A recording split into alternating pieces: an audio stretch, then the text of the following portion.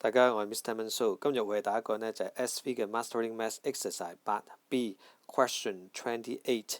好啦，審題啦。In the figure, OPTS, PAQT, TQBR and STRC are four identical rectangles.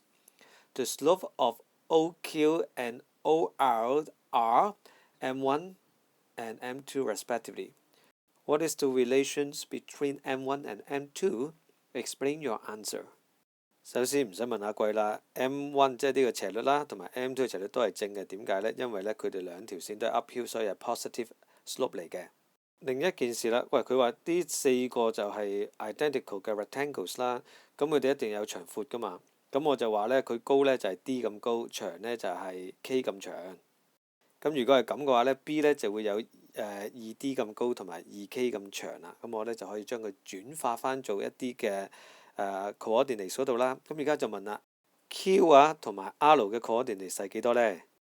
咪就係數咯。哦 ，K 咁打橫一個 K 咯 ，R 啊，咁幾多個 D 啊？兩層樓高咪兩隻 D 咯。咁個 Q 呢就會係兩個 K 一個 D 打橫兩個 K，D 咁高。攞咗兩點啊！係佢計翻個 slope 啦，咁樣你 M1 嗰條線其實就係講緊O 同埋 Q 啦，咁我就 slope OQ 啦，咁就攞咗D2K 啊減翻00啊，咁就得出咗 D over 2K 啦，一定係正數嚟㗎啦。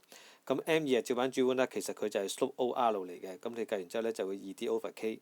嗱，數學人呢就最憎巧合嘅，咁我哋發覺呢，兩個斜率呢，雖然啲數目字唔係好相等啊，但係呢，大家都含有 D over K 嘅。咦，咁即係話佢哋一定有個倍數關係喎。咁首先我將個 D over 2K 咧就寫成為1 over 2乘以D over K 啦。咁隔離嗰個咧就會係2乘以 DK 嘅。咁除完之後咧，我發覺有4倍關係喎。咁大家記住啦，除份數即係乘倒數啦。咁既然知道係4倍關係，咪直接寫俾人睇咯。哦，嗱 M2 咧就除 M1 咧就會等於4，咁即係簡單啲啦。M2 咧就會等於4倍嘅 M1 啦。OK， 好，多謝大家，拜拜。